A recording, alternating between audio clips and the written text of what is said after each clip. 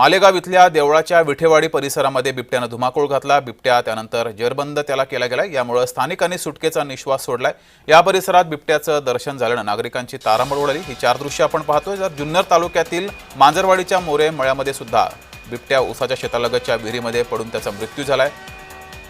तर ठिकठिकाणी बिबट्याचा हैदोस हा सुरूच आहे। नागरिकांवर हल्ला बिबट्या करतोय। शिरूरमध्ये सुद्धा वाघाळे इथे पहाटेच्या सुमारास बिबट्यानं कुत्र्यावर हल्ला केला। तर चौथी दृश्य आहेत ज्या ठिकाणी बिबट्यानं हैदोस घातलेला आहे। मावळ परिसरामध्ये सुद्धा बिबट्यानं हैदोस घातलाय। धुळे शहराजवळची राज्य राखीव दलाच्या स्थळाच्या ठिकाणी सुद्धा बिबट्यानं हैदोस घातलेला आहे।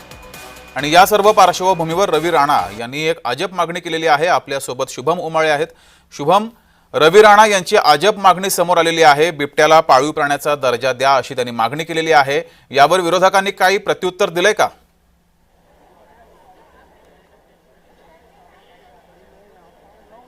जगदीश, सुरुवात इथून होते की रवी राणा नेमकं असं कसं काय बोलू शकतात। अजब गजब वक्तव्य त्यांनी थेट सभागृहात केलंय आणि त्यानंतर माध्यमांसमोर देखील येऊन केलेलं आहे।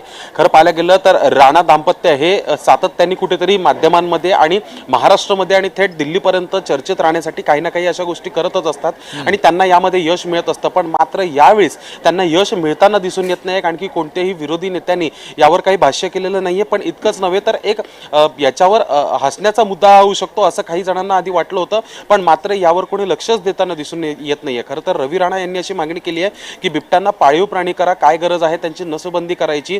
तुम्ही जे आहेत वेगवेगळे मोठे वनतरासारखे सर्व अभयारण्य जे आहेत ते उभे करा, त्याच्यामध्ये त्यांना ठेवा आणि सोबतच जे लहान बिबटे आहेत त्यांना कुठेतरी आपण आपल्या मनुष्यांसोबत ठेवू, मानवांसोबत ठेवू, त्यामुळे एक वेगळ्या पद्धतीने त्यांचं पालन पोषण होईल आणि आपण बिबट्यांना ठेवू शकतो।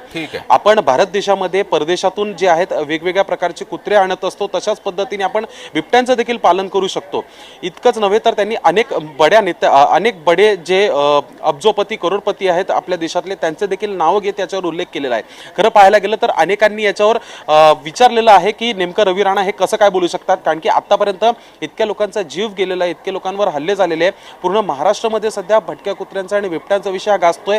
नागपूरच्या हिवाळी अधिवेशनामध्ये देखील हा गाजतोय। पण नेमकं रवी राणा हे का असं म्हटले आहेत, याच्या मागे कारण काय आहे हा एक मोठा प्रश्न उपस्थित राहतोय। अजब मागणी ही त्यांनी केलेली आहे। नागपुरातून आपले पाचही रिपोर्टर आपल्या सोबत जोडलेले होते। पाचही रिपोर्टरांचे धन्यवाद।